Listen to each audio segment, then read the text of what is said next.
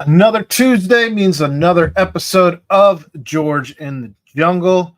This show, as always, is brought to you by Remington Tavern. Remington Tavern can be found at 8892 Glendale Milford Road, 45140, where they have daily happy hour from 3 to 7 p.m., $5 bourbon whiskey Wednesdays, bottle cap bonanza Thursdays from 7 to 9. You can find them on Instagram at RemyTav Cincy. That's REMITAV Cincy with a Y, or follow them on Facebook. And with that, George, I'm Hello, still Aaron. I'm still exhausted from our marathon yesterday. You gotta be. That was great stuff. And, kudos to you guys, all of Bearcat Journal and the UC Athletic Department, the Cincy Reigns people, everyone pulling that together and cooperating. And what an event that was online with what you guys did. That was amazing. I mean, there's so much content there. I think I'm through about 5% of it, Aaron. Yeah, it was about 10 and a half hours, all It's told. insane. Today, I went ahead and cut up all of the uh, the whole entirety to where it's just interviews. You can watch all the interviews individually now on our YouTube channel here. But Yes, and I believe they're also posted on the website. yeah, I think Chad took care of that as well. So I think there's a thread on the message board has them all in there, which is very convenient and job well done. I don't have my Remington Tavern hat on tonight. I wore it playing golf the other day. It's got sweat stains, but I'll get rid of those. I'll try to have it washed by next week. I mean, at least it sounds like your wife is a little quieter this week. I just warned her about that. I just warned her. I joke this week. Sorry, I'm getting the tweet out here for people to join us. But yeah, it was a lot of content. Hat tip to Zach Stipe and the rest of the staff who helped in putting it together. I believe Stan Frazier was also heavily involved in putting it all together. And then Henry and Chris for executing there on campus along with Keegan. And then everybody who joined us as guests, there are too many to list, and everybody on our staff who was able to contribute as well. That was a great list of people. When Chad and I did baby of current Bearcat athletics. When Chad and I did it about a little over a year ago, just the two of us for 15 hours, not as easy to take breaks and all of that, especially with kids and all of that. So glad we were able to have the rest of the staff behind us to help us out with that. You probably demanded that. I think everybody was excited to be involved when you got, especially some of the names you had going in there. But let's get started with our conversation here. Enough about yesterday. We are moving on. There was not a game today for your Cincinnati Bearcats baseball team. A little Jordan Bishel ball washout. Unfortunately, they were set to play UConn, which could have been an important game, especially if you won, as they are currently a bubble team by most estimations who look into that sort of thing, as they're looking to get an at-large berth into the College World Series and the tournament therein. But certainly still a very big series on the horizon with Oklahoma, and certainly some ground that can be made up there with 2 or 3 wins. And then you also have the Big 12 tournament coming up as well, that you could essentially stack some wins and make some noise to make it a situation where the committee doesn't really have an option. Well, it's crazy they're in this position. I mean, there is no way in the world I expected them to be in this position. And, you're right. Today would have been big if they could have gotten a win against UConn. But if they get 1 or 2 wins this weekend, they're in a pretty good spot, I think. And if they get 2, that may be enough. I mean, I'm not a bracketology guru in college baseball, but you read up on this stuff, you keep up with it, and coming off that sweep out at BYU, which maybe they're not all that great, but you're getting 3 more wins, and well, they sitting on 30 wins. 30. Mm-hmm. Yeah, I mean, after the sweep at BYU in the mountains, at the foot of those mountains there. Yep. Yeah, it's remarkable that in year 1 of Coach Bishel, they've put themselves in this spot where they're going to be disappointed now if they don't make the field. I think sure, it's right there for them. And as you said, they go out where in Arlington for the Big 12 tournament, and big old stadium there where they can find a lot of room to drop some hits in, and hopefully big enough that the pitching doesn't doom them, and they got a shot to do some damage here and get in the NCAA tournament. And I really thought after last year, new coach coming in, you're thinking total rebuild, right? Right. You're thinking it's going to be 2 or 3 years before they get this thing turned around, and even as you're simultaneously transitioning into a new conference, a bigger and better conference. Right. Yeah, and the American wasn't horrible in baseball, but it wasn't the Big 12. And I'm blown away by what he's been able to accomplish in year 1. Yeah, Coach was on with us last night and wasn't shy about tooting his own horn a little bit and saying that he felt that right now they're playing top 30, top 40 baseball in the country, and he's not going to back down from that. Which I think is what you want to hear. But he said that he doesn't think they were playing that at the beginning of the season, which I think we would all agree with. And they've certainly turned a leaf. We had Loudon Brooks on with us yesterday as well, and he said the turning point was a loss against Western Illinois. I believe they lost that one 11-12, 12-11, I guess. But they ended up having a meeting afterwards and got on the same page, and he thinks, and Coach mentioned that was probably, he said there were several turning points in the season, and he mentioned after he had one that happened more recently. I believe it was after the Xavier game, and he said that the Western Illinois was probably the second one that he was thinking of in his head. So kind of cool to see them all on the same page. But I don't know. I mean, you got a guy who came in here. We had this conversation. I don't know if it was on the BBP last week or if it was on the BCJ pod. I can't recall. There's been so many shows in 10 and a half hours yesterday. Just scrambled my brain.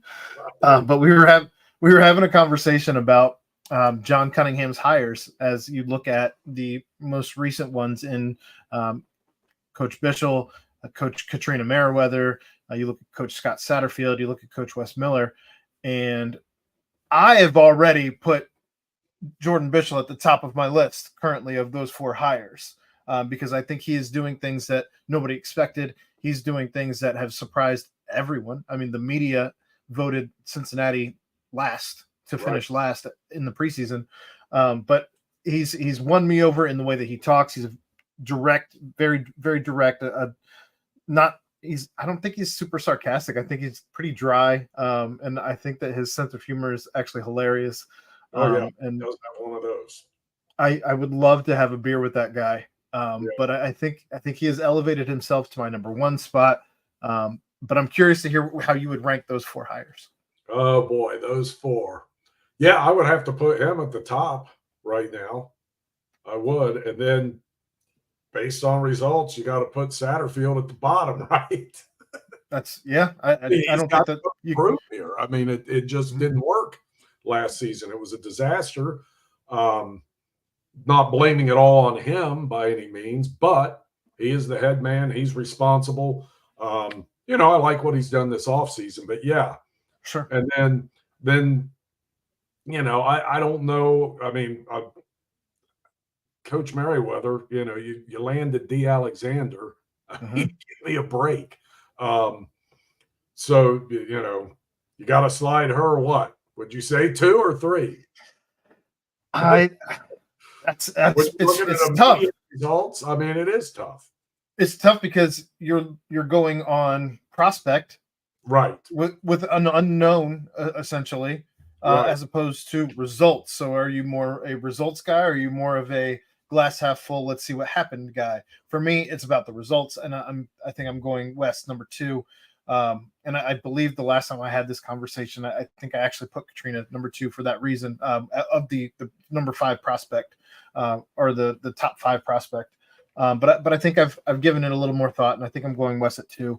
If I didn't, I can't recall. It's Well, again too obviously, much Wes talking. put something together that those kids like here. Yeah, Being able to retain the talent he's been able to when, every other successful team in the country and unsuccessful team in the country has had, transfer after transfer leave. And not just, UC's had guys leave, but they're not your critical guys. They're not the guys you're banking on next year. Locken would have been the closest thing that they had leave that they would have been banking on. But let's face it, what we saw out of him this past season, I don't think anyone was spotting him in for an all conference performance on the court next year. So I do give Wes a lot of credit for that culture and building something people want to be a part of and continue to be a part of. And so, the more I see out of him, the more I like. And it's funny, you look at how he did it down in Greensboro, and it was kind of the same way. And the results were much worse down there in the early seasons. And, I happen to have a friend whose relative played for Wes down there, and that whole family thinks the world of him. And he didn't play in necessarily the good times down there where they started having some big time success. And they still are believers. They were telling me, just wait, be patient. This guy has it. And I think we're seeing that now, as we head into year 3. I think we're seeing what he can do to establish a program that people want to be a part of. Year 3 or 4. Now I'm confused. I think it's year 4. Yeah, I think it is. And it is time to show something, but it shows me a lot that those kids are staying. That could have definitely probably walked somewhere else and maybe even gotten more NIL money. And I Getting back too, people are all up in arms about adding another guy and all this, but man, he's got a tough sell right now because of the minutes. I mean, he really does. Like, how do you tell a kid who sees these other programs that are, viable programs that have a chance to do damage, but they are more in need of someone to give them a lot of minutes than what this team is set up to do? And that's just, there's some things you cannot overcome. Maybe you can if you throw enough money. I don't know. I'm sure everybody has a price, but just all things being equal, it's tough for him to add somebody else of consequence right now, given they're going to look at this roster and, who knows how much the new guys are going to play and the freshmen coming in, and Rayvon's coming off that red shirt year. All these guys might command minutes, and it would be tough for someone to just come in cold and say, yeah, I'm going to take my chance here with all this talent, and I don't really know how many minutes I'll have available. But over here, you kind of know there's a starting position waiting for me if I go there. And that's just tough to overcome. And, people are impatient and people want this and want that. And we all want the best of everything. But the real world doesn't work that way, baby. It just doesn't. Well, I didn't see this conversation going there, so I'm going to reel you back into baseball here real quick. Yeah, okay. Sorry about that. I all good. Some feelings on Wes here. Because I do think he's doing a bang up job, and I can see, he takes a barb here and there for some of these guys that haven't come on board, but there's a good reason why. Well, it's got nothing to do with Wes. It's got everything to do with playing time. you haven't watched his interview from yesterday yet, he did join us, and he did get a little bit of a barb even at Chad. So that was, of course, fun to see. But getting back to baseball, Loudon Brooks has he had no home runs going into the BYU series on the season. He has two, I believe they were both on Sunday. So he got to see the ball well out there at BYU. They outscore BYU 25-12. They had a comeback victory on, what was it? I guess Friday out at BYU, and then they just get out ahead and just do some damage. This baseball team has been fun to watch. They're doing things. Even Coach Bishop said that they were ahead of schedule from where he thought this program would be this season, and just has things kind of really rolling for the boys. Where would you rank this on just a success level for this season? Oh, I mean, it's pretty. This is the fact that they're sniffing the NCAA's. I forget how long ago it was when they went to the NCAA's that one year, which was very exciting and very new to everybody who follows UC athletics. So, it's huge for them to be in this position. It'll be huge to get an at-large bid, and that's just another selling point for a guy who obviously can take I don't want to deride the talent on the team, but he's one of those guys. It's like they used to say, like Bum Phillips used to say about, good coaches when they can take your players and beat you, and then they can take his players and win. And it's just that's how this guy strikes me. The talent level, he gets guys to play at a higher level and finds ways to. And he's done a masterful job just balancing pitching game in and game out because he's had to. But, he's very well versed and has a good feel for all of that. And, it's superb. It's a bang up job. And we pay a lot more attention for the most part to basketball and football, but this is somewhat shocking in year one for this guy to do it. It's shocking the hell out of me. So it's up there, man. It's up there. It's a masterful job. And I'm not sure a lot of people in the city, the UC community has caught on to it. I don't think the city's really caught on to it yet. But if they get that at-large bid, they're going to catch on to it. And I think everyone should definitely be watching this weekend. I was hoping to go Thursday myself. Hopefully rain isn't bad Friday because that one I can make. But I was hoping to make Thursday as well. But hopefully people pay attention this weekend and then pay attention to that Big 12 tournament. You've got Nathan Taylor, who is a freshman right-hander, first UC pitcher. Right? I don't know the answer to that. But the first UC pitcher since 2008 to win at least 8 games in a season, the 12th pitcher in program history with an 8-win season, sitting at 8-1 and leading the Big 12 in victories. That's super impressive. That's just to further your point that he's squeezing as much as he can out of these kids and kind of just getting them to places that I don't know if anybody. Don't get me wrong, I'm sure he believed in this kid, but I don't know that anybody would put him coming in as the guy who you would be expecting to be leading the Big 12 in victories. Yeah, I don't think anyone I doubt if Coach would have predicted that before the season, but obviously he did like this guy. But, to his point about, where the turning point was and they weren't always playing their best, a lot of that was him getting a feel for these guys too. Sure. He's been around and had them in batting cages and everything else. But then, when the real bullets start flying, that's when you find out about these guys. And there was probably a little bit of a learning curve for him. But the impressive thing is it was a very short curve for Coach Bishop. He got this thing.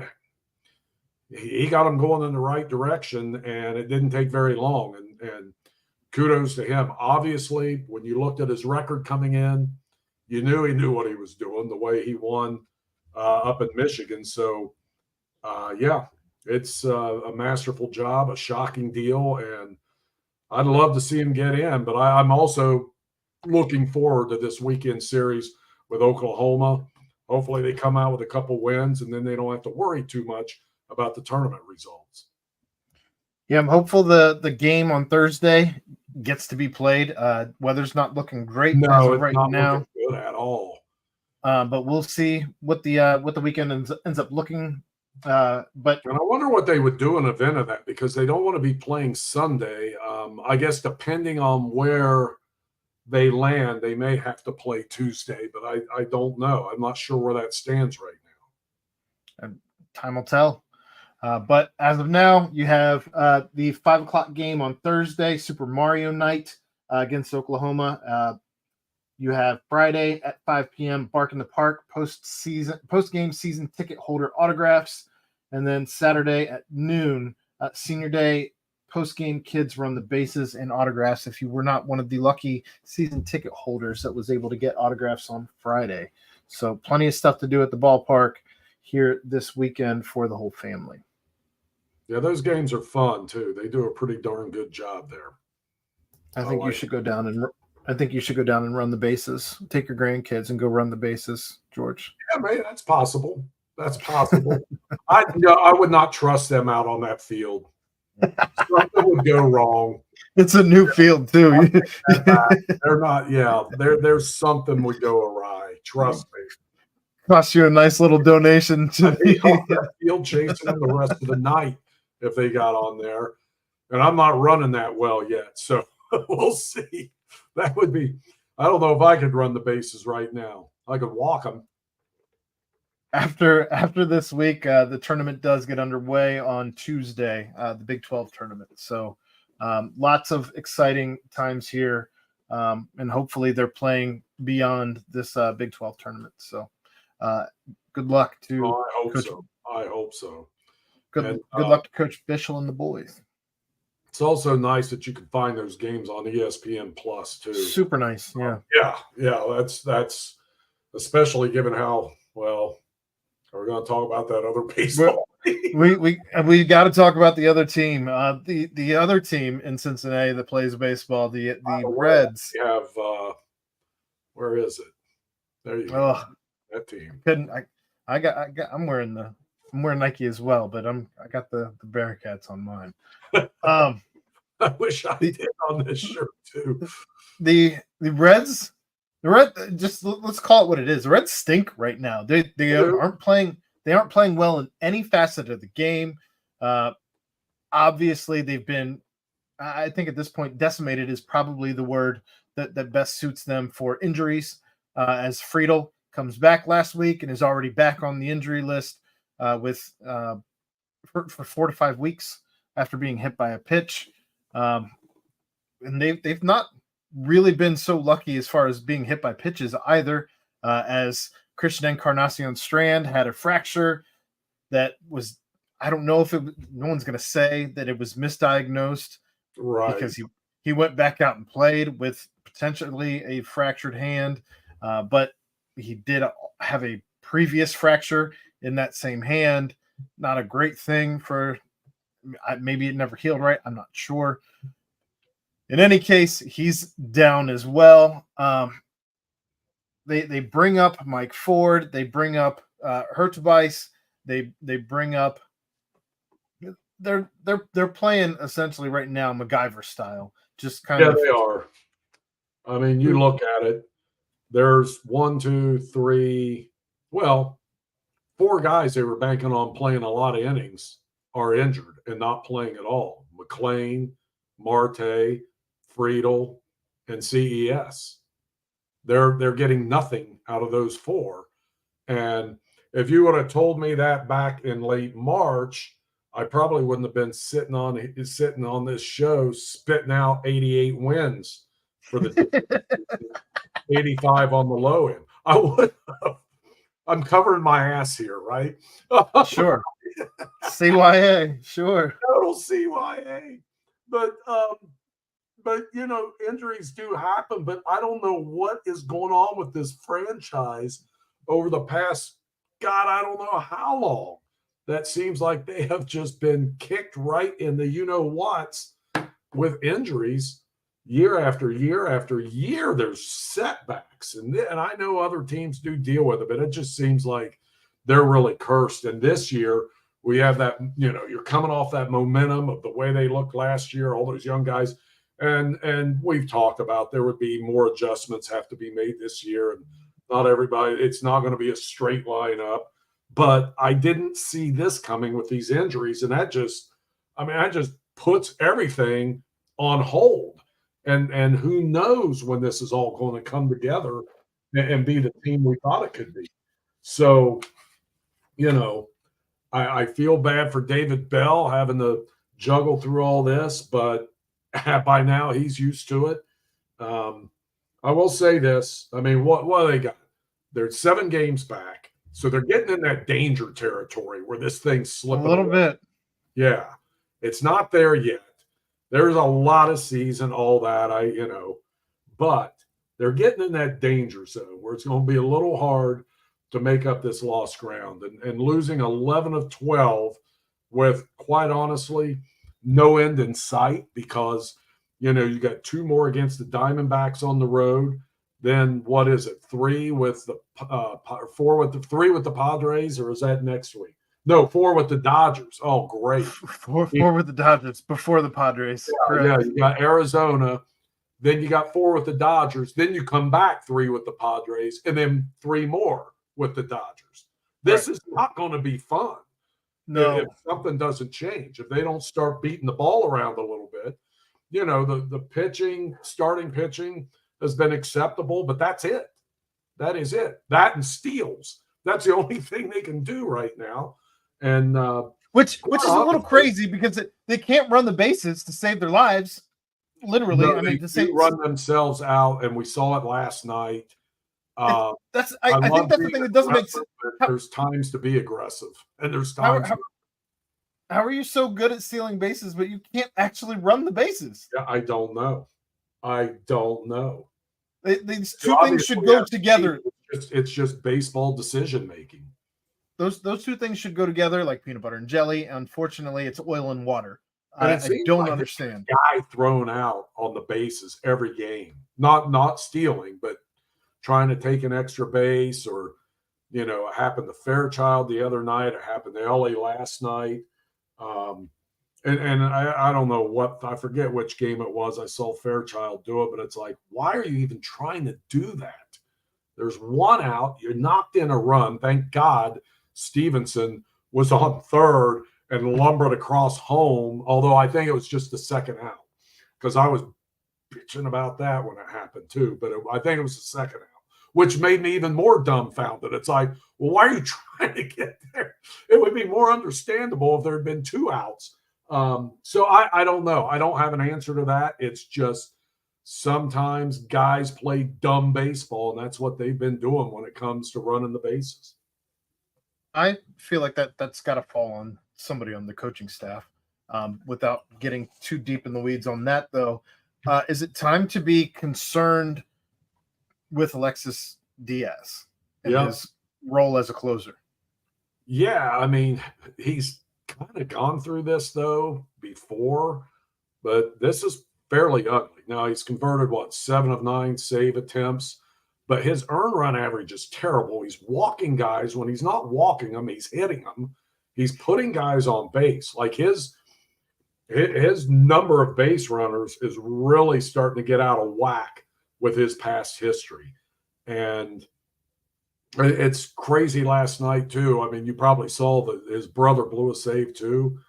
And it's the first time since MLB started keeping save stats in 1969. It's the first time brothers have blown a save on the same day. That's nuts. That's absolutely nuts. Is that crazy? Yeah. He blew one, too. So, yeah, I'm worried about him.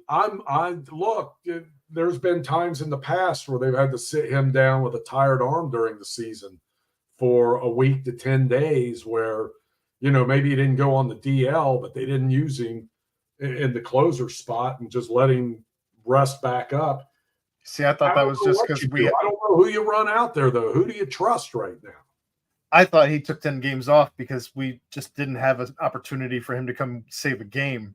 Well, that was the case this time, but in past seasons, he had what they called a tired arm and you can tell, just flat out from the velocity. And he started to go through that last year in June, and they pretty much just kept him out of games for about 4 or 5 days, and then he was fine after that. But I don't know what seemed to be the same thing. This is different because he's walking so many people, and it's just you can't have a closer that just throws the ball all over the place and puts people on base. I guess for me, if I had to make a switch, like if you gun to my head, if you say you have to switch him out with somebody, I'd probably go Sam Mole because the guy hasn't allowed a run in some insane amount of innings at this point. I get that.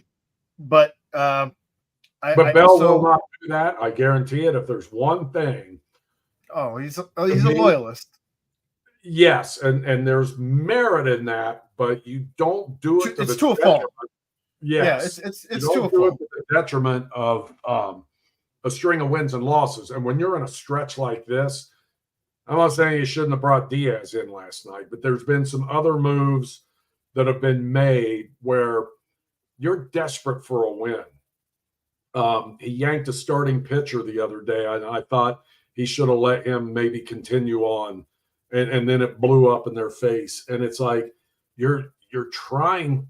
You've got to break this string, and you've got to start stringing some wins together. And I'm not saying you have to go after every game during a losing streak like it's the 7th game of the World Series, but there's got to be some urgency of putting an end to it and trying to turn things around. And sometimes, most times, maybe all the time, I don't get that out of this current on-field administration. Yeah, it's frustrating. I would be hesitant because I feel like if you take Alexis Diaz out of that role, I think he's probably going to want to go somewhere that he can be in that role if it's not going to be here. I would imagine they'd probably have to move him, at which point I see I just already see in my head a future graphic like I saw this past week of Raisel Iglesias, who just celebrated his 200th save. So right. I don't really want to go watch them have success elsewhere in the same role that they were here. Dump the guy for good or whatever, but you can certainly do what they've done in years past when he had his tired arm and just sit him down a little bit, and then hopefully he's gets his juice back. But I don't know at what point they'll do that, but if we keep seeing him put men on base, in safe situations and hitting guys, then you got to do it. Hi, Chad. Chad, how are you? I'm tired still. Same. You got it. It's a lot. Like you don't keep track of everyone you talk to and keep. I had the spreadsheet right next to me so that I knew. Here's what's coming. Here's what's coming. Here's what's coming. But the nice part about it was there was enough guests that we didn't have to freelance a whole lot. Right. So it wasn't too bad. It's and it's not bad. It's actually fun, but yeah, you're probably when you were done, you were drained and didn't know it till you were done. Well, no, actually, there's kind of an adrenaline rush when you get done that we did it. Yeah, I didn't feel it until today. Then it smacks you in the face. Like when you get done with something like that, you've done major stuff. That night at Super Bowl out in LA. Yeah. Dude, when I got done though, there was of course the Bengals lost, so that just cast a whole different. Imagine if they won. Right. I wouldn't have gone to sleep till the next morning at 7 probably, but that night we get done and I just sit on a freaking, milk box or something that was sitting there, some kind of carton, and just sit on this platform and just almost freaking passed out. Yeah. Man, I've been standing so long. This day started when? God, I lost a laptop that day and got it back. Let's see, what else did I do? There was so much stuff went wrong. Couldn't find the media entrance, and the media bus couldn't tell you where it was. Just that day and then the Bengals lose on top of it. So Right. there's a lot to forget about that day. So I have a Reds question, and it's more of a statement of where I'm at. I like David Bell. Like I don't hate David Bell like a lot of people. I think he's at times been limited with what he has to work with. I think The whole time. a lot of but I mean, in terms of like even when the roster's been okay, they've dealt with injuries, but like that's sports, that happens. You're gonna have to deal with that stuff. I guess here's where I'm at though. If I woke up tomorrow and I opened Twitter and the first thing I saw was the Reds are moving on from David Bell, I wouldn't really have an emotion about it. I wouldn't be upset about it. I wouldn't be happy about it. And I think maybe that is more than enough of a sign that you probably should go in a different direction. I'm indifferent. Like, I think he's okay. I think he makes some good decisions. I think he has done a decent amount of good with the hand he has been dealt. But I've never felt like, this guy has it. What do we feel about when we talk to Jordan Bishop? You guys got some it to him. And I don't feel like David Bell has it.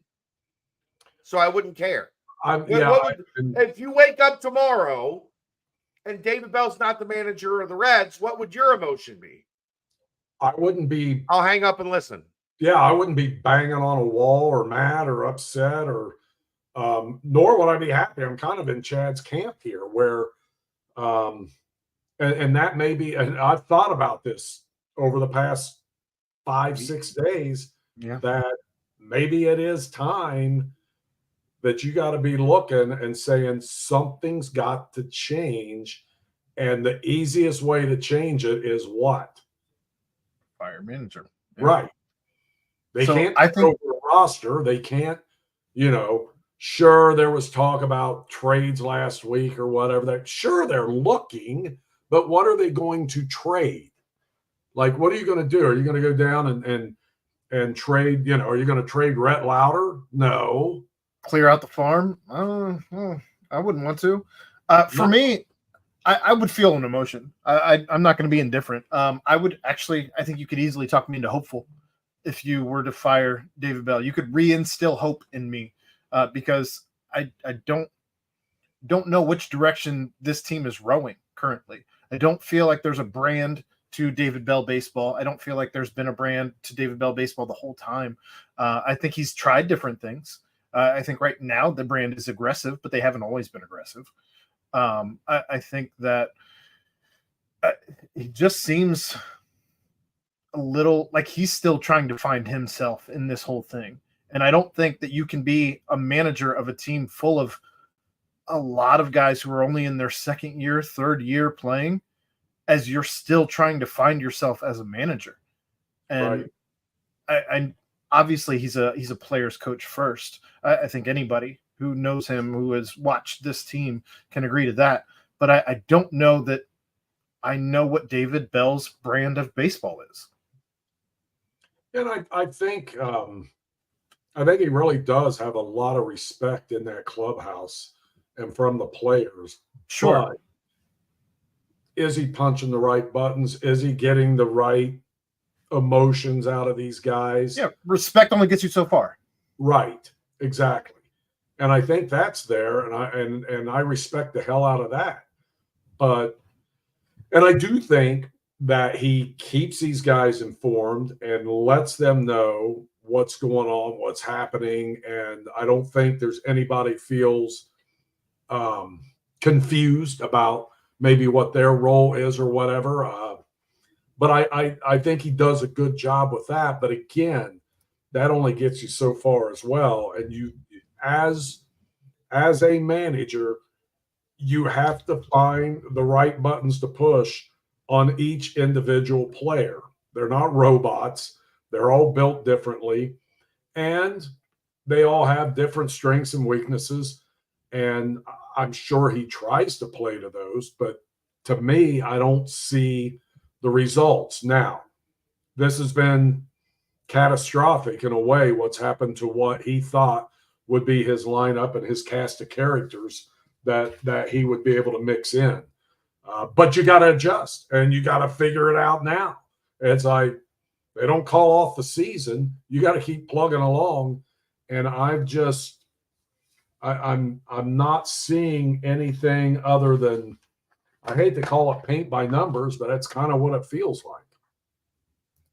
Yeah, I think that, like I said, I believe that like last year you had to wait a while before Frito actually got a lot of chances against left-handed pitchers, even though he was one of the better hitting guys on the team against lefties. And you see this, and I don't know, it just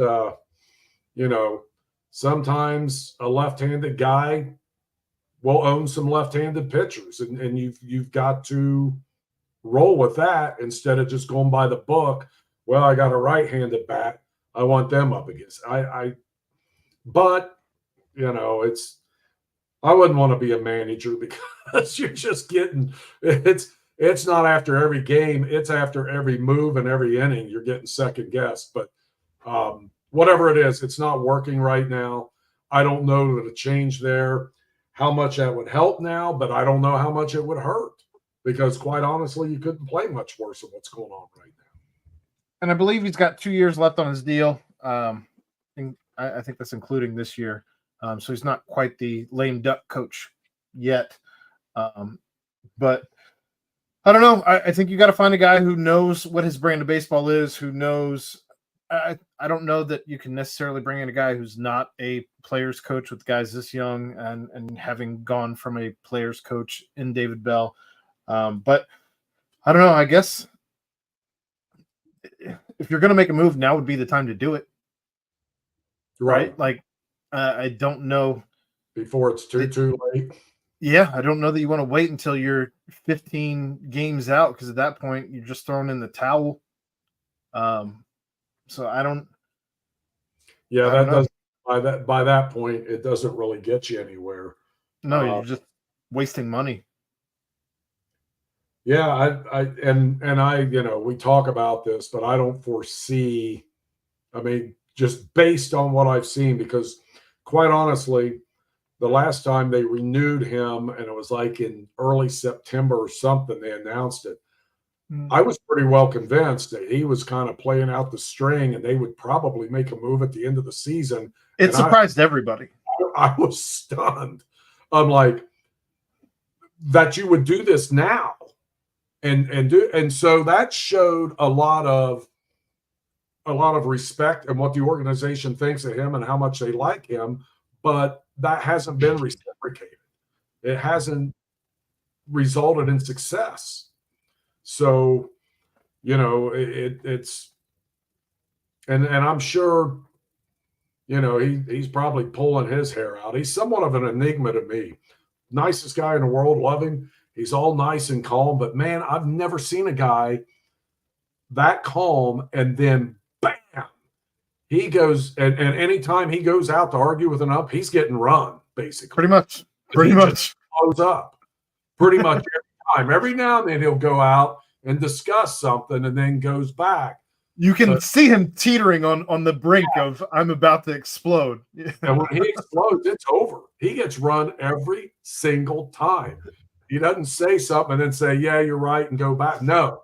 And he stays out and gets his money's worth. And it's like, that does not add up with the guy that's just sitting in the dugout, nice and calm. All his interviews, pregame, postgame, out of season, in season, they're all like this. It's almost like George Brett going out there to argue with the umpire every time. Like, yes, he goes that crazy. Yeah.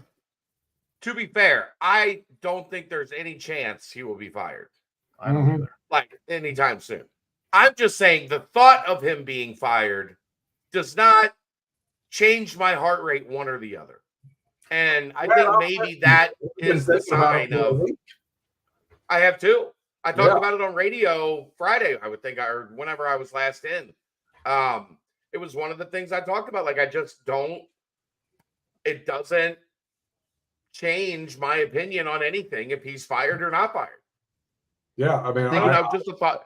It was just a thought, and I'm glad you're having the same thought.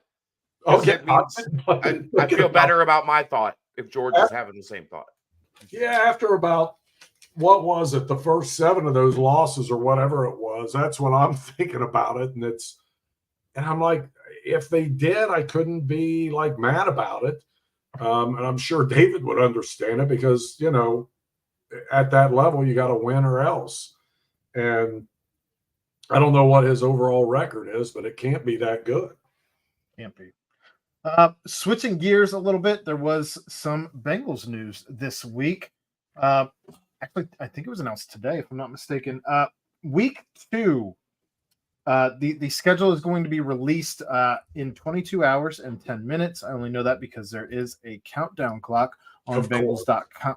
On Bengals.com, but week 2 was announced on September 15th at 4:25 p.m. You were going to see these Cincinnati Bengals traveling to Arrowhead Stadium to take on Patrick Mahomes and the defending Super Bowl champions, the Kansas City Chiefs. Does this change your blood pressure at all, George? Yes, a little bit. Because then it makes me wonder, okay, so you're going to Kansas City in week 2. We know that's going to be a tough game. I'm not saying it's going to be an L. In fact, the Bengals kind of, you know, when Burrow's in the lineup, they got a pretty good record against them. But what happens in week 1 now? So do they get to start off with someone like the Commanders at home? Do they get, first of all, they should get a home game, even though they got, well, I think this year they've got more road games. Well, I'm curious. I'm going to check this, George, because usually I don't think Cincinnati likes to try and schedule both the Reds and the Bengals at the same time. So I'm going to check the Reds schedule if Chad doesn't already have that popping back in. Reds are out of town. Okay. Then So yeah, they'll probably do it. It is likely that they will be home week 1, and I think the Ravens play the Chiefs, right? Chiefs. So it won't be Baltimore. Yes. So it would be the Steelers or Browns, or I would prefer the Patriots or the Commanders or one of the Broncos, somebody that isn't going to be as tough, because you don't want to start 0-2. You know what I'm saying? Yeah. And I'm sorry, but if you get a division game, whether it's home or what, those are crapshoots in this division now. Like, you can't bank on a win over the Steelers. I don't care if it's Russell Wilson or Justin Fields playing quarterback. They'll sort that out, I guess. For whatever reason, everyone thinks it's going to be Russell, but I ain't so sure. And or the Browns. I mean, you want to start with the Browns at home, though, and you got to go to Kansas City in week 2. I'm hoping the NFL kind of gives them a very winnable home game. So you go to Kansas City, and it's not like, oh, God, you don't want to start 0-2. And look, they should be able to handle any of these teams at home. But, again, when you're in that AFC North, as we saw last year in week 1, with the Browns that everyone thought would just be a pushover. And the Steelers the year before that. Yep. You know, and that was a home game. Boy, that's when the long snapper got hurt, wasn't it? That was like, yeah. That was so, I don't want to say typical Bengals because it's not their fault, but that's just the kind of stuff that just seems to happen to them. Of all things, you lose a long snapper in the middle of a close game, and then it comes back to bite you. But yeah, I hope it's the Patriots, Commanders, Broncos, or Raiders at home in week 1. That's what I think we're on. Yeah, I think we're on the same page there. I especially don't want one of those division rivalry games, either the Browns or the Steelers, because it seems that somebody always ends up injured in one of those games. I don't really want to start the season off with an injury like that. And they better not give them a Monday night game to start either. Yeah, that wouldn't be great to have to go Monday night to Sunday afternoon against the Kansas City Chiefs. Leave it to me. They haven't even put the schedule out, and I'm already bitching about it. No, at least we didn't get the first Thursday game. They announced one of those today too. They announced the Nope. first Monday night. The Monday night game is the Jets. Okay, good. Good deal. For putting my mind at ease. But is it the Chiefs and Ravens? Is that who plays in on the Thursday night game? I thought it was. The first Thursday night game. I don't think it's considered considered a week 2 game, right? No, they have that big. It's the season opener. It's the Ravens and the Chiefs. Oh, that one's the season. Okay. And then the Chiefs play the Bengals in week 2 in Kansas City. So the Chiefs will already be coming off a bye, basically, because they'll play the Thursday before. Yep. But they'll play the Ravens, so physical. Right. They won't feel great about it. They'll have a couple extra days to heal, but they won't feel great about it. No. Uh-oh. I think we got a Chiefs fan back there somewhere. Yep. That's not my household, by the way. There's one in my basement too. He's not listening, but I don't know. We'll get away from schedule talk. The schedule's released tomorrow, and we'll have more to talk about next week in regards to schedule. But Trey Hendrickson was interviewed about his we'll call it TIF. I think that's a fair word to use. His trade request that became a little bit of a tiff with upper management. But he said all the right things today. Seems to have walked it all back. Talked about how much he loves the organization, loves his coaching staff, loves the team. Did mention that he just really wanted stability. And that's why he had requested to redo a deal, wanted long-term, wanted to be paid as a nobody. He mentioned nobody really saw edges kind of exploding in the market the way that they have. And he seems to have forgotten, even still in this interview, that he just signed an extension last offseason, even after the market for edges had started to explode. But in any case, here we are with Trey Hendrickson, a consummate professional. Yeah, but saying and doing all the right things. That's more like the Trey Hendrickson that we've come to know and expect. And what we heard and saw today definitely is the guy. And I figured he would come around. Look, we all look at what somebody else is making, and he's coming off 17 and a half sacks. He's still a top 20 paid defensive lineman, but he is right. There's some guys bumping up around and maybe more than 30 million a year, and his deal's averaging like 21.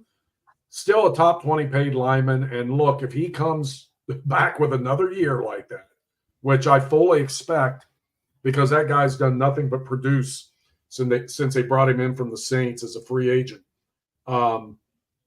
He'll be in his final year next year, and there will be something in the offseason for him, I'm sure. If not, I would be very disappointed in the Bengals. And I think his camp would be very disappointed as well. And this whole thing will dredge back up this time next year if he isn't taken care of. But I expect if he produces the way he does, and you know the freaking payroll and the cap and all that keeps going up. I mean, the NFL's printing money, so the Bengals will have enough to do this. In fact, you're forced to spend so much, so it will make sense if you have a guy producing like that, and if you want him to keep producing like that for you, you want to have a happy defensive end. And so I think that'll all work itself out. I'm glad he came around and dropped this stuff, that came up last week. So it's good to see, very good to see that he's back in the voluntary workouts. And it was interesting. He said, it was the first day of the veterans and the rookies together, and he wanted to be there for that. That tells me a lot about that dude. He's the real deal. He's a team guy. He's always been a team guy, and I think that's why we were all caught up so off guard by the way that I was shocked. The way everything played out, the way it was played out in the public media, like that's not it doesn't seem like his style. And I wonder what kind of conversations were had between Trey Hendrickson and his manager after the whole thing died down in the way that it was all handled. Because I can't imagine that he was comfortable with the way any of that was handled. No, I don't think he was either. And it's interesting to hear him talk and acknowledge about what a team game that is and how he's not on the other side of the line, or the other end of the defensive line, helping him get open to where he can get sacks. He's not drawing. He said, I can't draw up schemes like Lou Anarumo that get me free to go get a sack and and it is. It's probably an ultimate team game. And it was good for him, and he went all the way up to the front office and what they've done for him. So that was a great mea culpa he had today. And I think he's put that fire out for now. And I don't expect to even see it blazing strong going into next year because I think it will all work itself out. I think the Bengals and everyone realize a player wants to be protected going into that final year in case of injury or anything else. So I'm pretty sure they'll do him right. You mentioned OTAs have gotten started and the veterans are playing with the rookies today. I don't know if you saw the highlight of the day that seemed to be making its way around on social media, but you saw Joe Burrow flick a 60-yard pass to rookie Jermaine Burton, and he caught it in stride, although they were playing without pads and it didn't look like anybody was on him, but he didn't have to slow down, didn't have to speed up. It just hit him pretty much right in the breadbasket on a 60-yard bomb. So like to see a little bit of chemistry already between the leader of this offense and his new toy. Yeah, it was interesting and fun to hear Joe talking about where he's at and how some throws aren't totally comfortable. And that's coming back from injury. It's going to take a little bit before everyone feels good, perfect, all that. But it's just interesting to hear him talk about that. And you see something like that today, and it's like maybe he's a little further along than he's letting on. But it's good to see cut it loose like that and be fine. And so that's comforting that he's still got plenty of time. And so yeah, I'm you're pleased with both ends of that. And I guess Burton signed his deal, which that's so anticlimactic from what it used to be when there wasn't that whole rookie scale and all that. Oh my God. Thank God. I remember. Well, the veterans got screwed in that deal. There were so many rookies who never did squat in the NFL making millions of dollars because that's what it took to get them signed when they didn't have that scale. And then you still have a salary cap. So all that's going there. So then you don't have the millions to pay the guys who actually do produce. It was such a screwed up way of doing business. And I think the veterans got tired of it too. It was like, wait a minute, we got to do something about this. And, not good for the rookies who don't make it. But look, it's, like PGA golf. You better produce to get the money. And if you don't, you ain't getting money. Well, good to see all things coming up Bengals this week. Last couple things before we get out of here. I have continued my streak of not betting on FC Cincinnati, and FC Cincinnati continues to win the games that I have not bet on, as opposed to the games that I did bet on and created a losing streak. So 4 in a row. So you can't bet on tomorrow night. I know. I know. How about that though? They're playing really, really well. That game the other night was impressive, and Acosta. Those two plays on those goals were amazing. That little pass in front of the net for the header was unbelievable. And then that move he put on that defender in the box and then left him wide open. That was sweet. I mean, that guy's playing really well right now. Coach Noonan thought it was their best effort of the season. And now all of a sudden, it's not a crazy number of goals, but at least their 15 on the season is now somewhat respectable. It's not like there's only one team in the league with less goals now.